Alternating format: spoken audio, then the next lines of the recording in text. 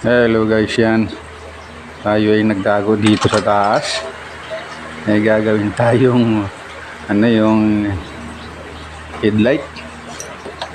Nilalagay sa ulo.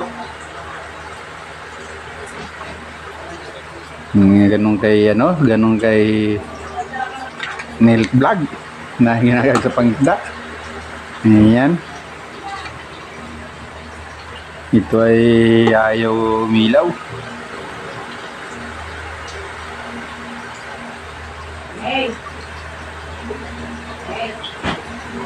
Tingnan natin kung bakit ayaw umilaw ito.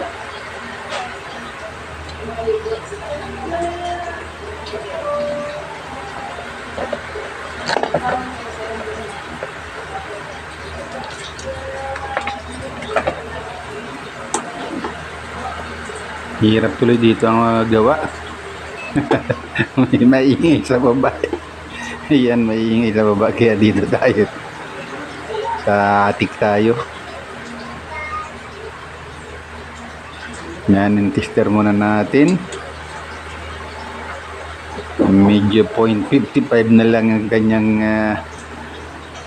kanyang laman ng baterya. Ibig sabihin, hindi siya nagkakarga. Yan. Alamin natin kung bakit. Yan. Pero pag inano natin doon sa may IC 4.5 ang lumalabas. Pero pagdating dito sa galing battery ay 0.55 lang. Ibig sabihin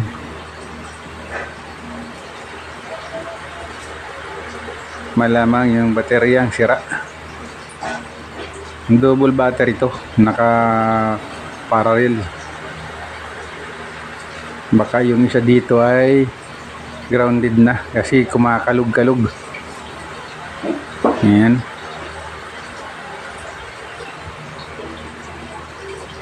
Yan, wala talagang lumalabas dito sa battery. Punta tayo sa may capacitor. Yan. Capacitor nito yung mga micro.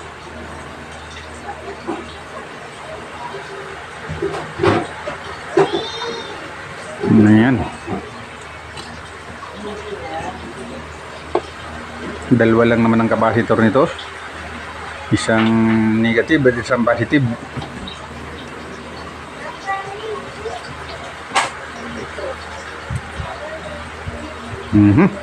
May gumapang sa ating ipis. May gumapang na ipis. Ayan.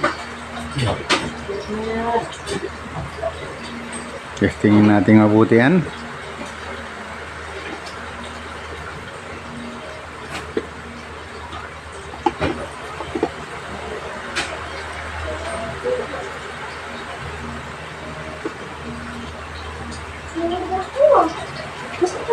Double check natin yung sa mga linya.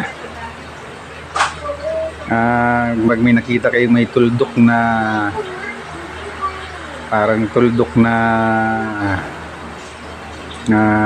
copper, yan ay ibig sabihin ay positive. Kailangan may continuity to. Ayan.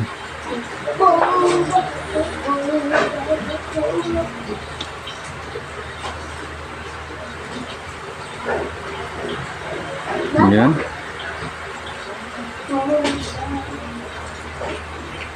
Pag nakasaksak siya, may lumalabas yung 4.5 volts.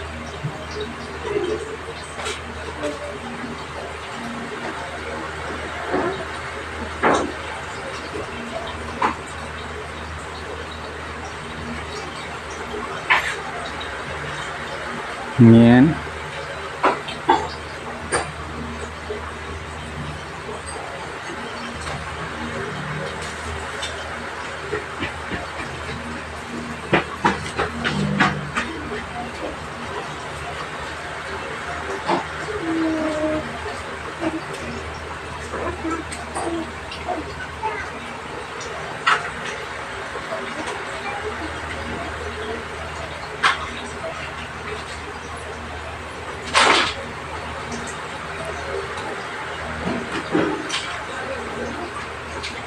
Walang lumalabas sa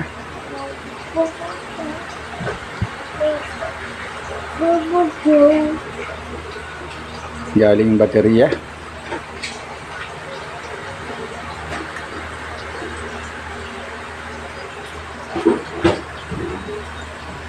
Yan, kailangan natin siyang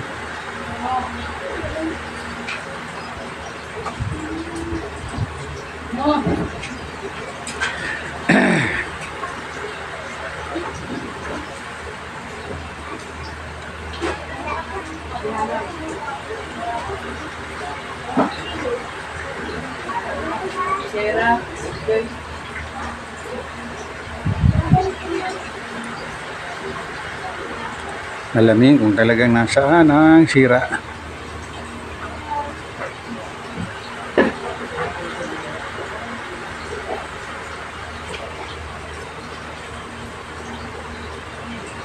Ayan.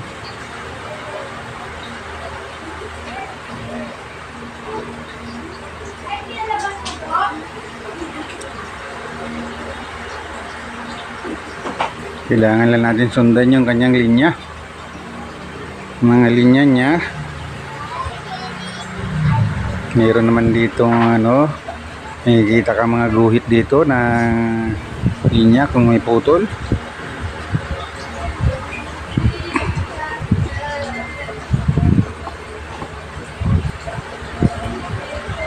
Pero tingin ko wala.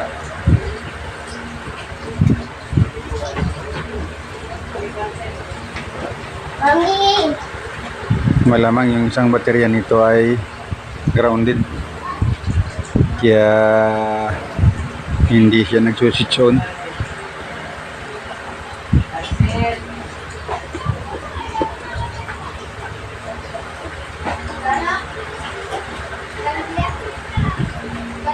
Nagkakalug-kalug kasi yung laman ng isang baterya, kaya kailangan nating siguraduhin ito. Ayan. Tingnan tayo dito. Ayan.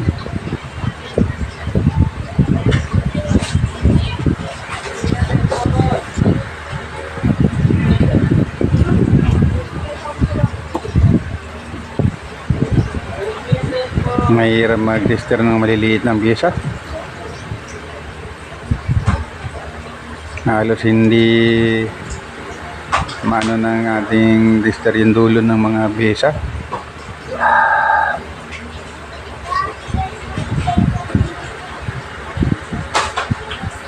Ayan.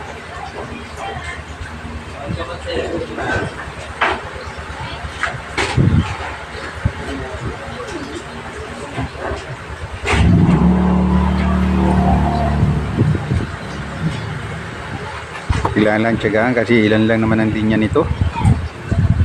Hanapin natin mabuti kung talagang saan ang may diferensya.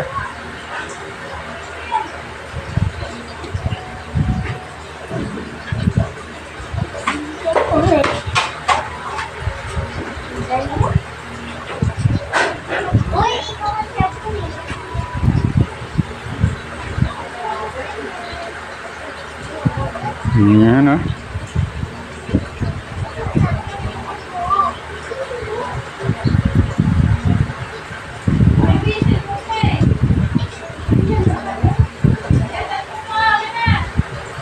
Kailangan gamitin natin yung ating isip.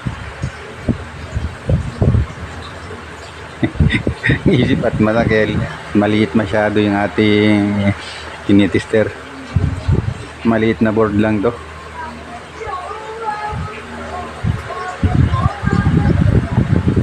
Ano?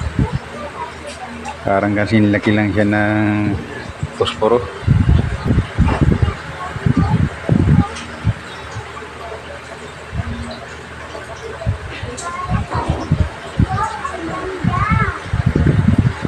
Tingnan natin yung mga continuity ng linya.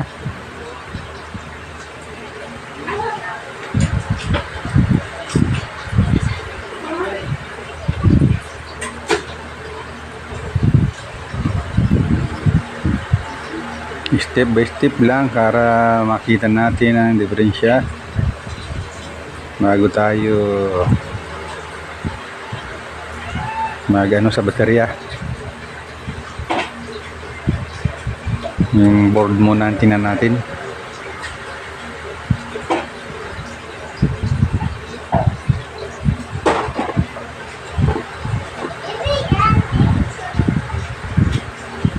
Ito ay nabagsak kaya ito yung nagaganito.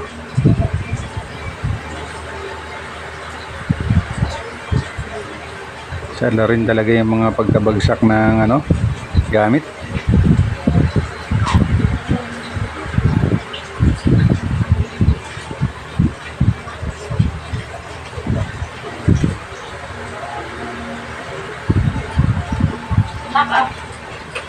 Yan.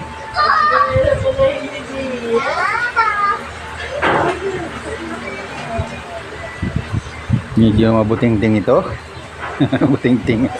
Kabuting-ting talaga. Mabuting-ting talaga ang magawa ng maliliit na pyesa.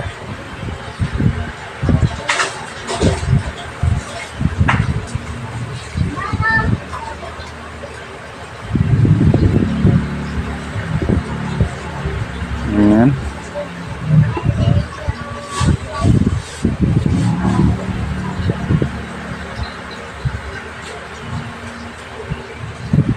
Napakahirap mag-tester ng ganito.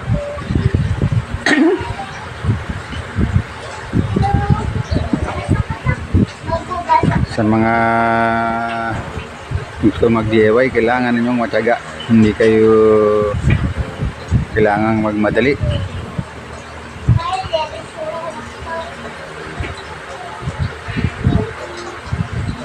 Ayan. Pareho din ito dun sa ating ginagamit sa mga pag-troubleshoot. Pero itong kanyang ay nabagsak. Kaya hanapin natin, baka mayroon lang talagang bumitaw.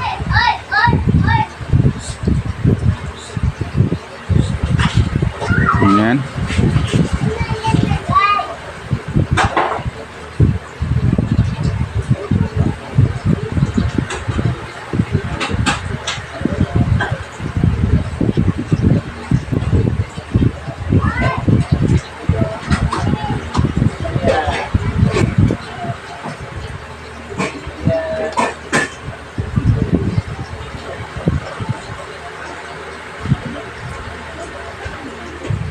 Makikita din natin niya kung nasaan ang diferensya.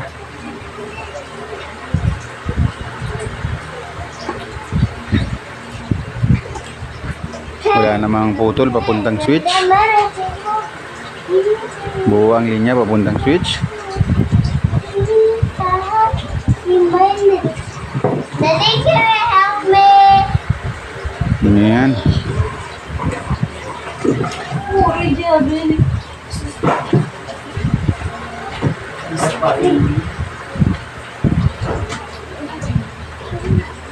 Kahit napuntahan nyo na, kailangan balikan mo uli para siguradong magawa natin to. Nagkagad maniwala dun sa baka mamaya pagka nakagalaw ay lang siya, nagkukunik.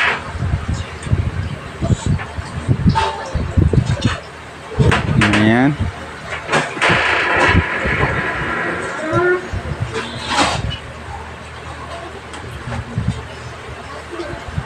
Parang sa TV rin to, pag nakikita kayo mga dot, yan ay positive.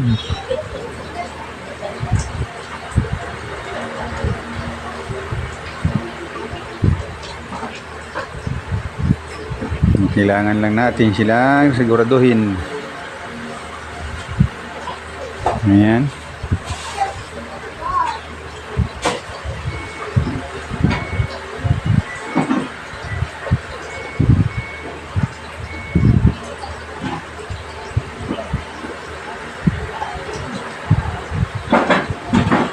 Okay. A few moments later. Tanggalan natin yung isang baterya. At ayan, yung isang baterya nga ang salarin.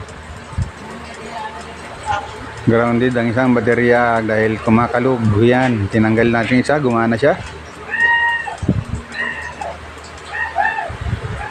Yan lang pala ang problema. Yung isang baterya. Wala na siyang kumakalog.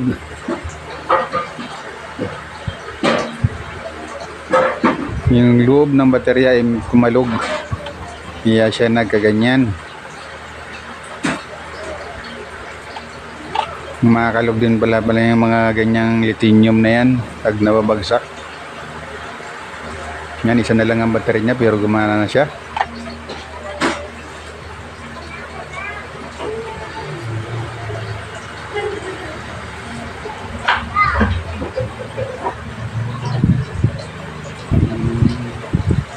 Ayaw niya ng dalawang baterya. Okay. Thanks for watching, guys. Paki-like na lang at subscribe. Yan.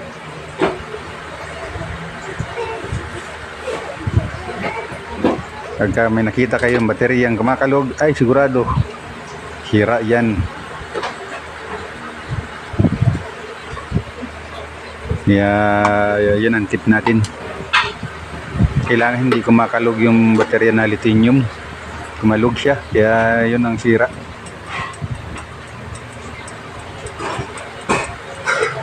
Yan na, functional na. Hanggang dito na lang guys ang ating video. Thanks for watching.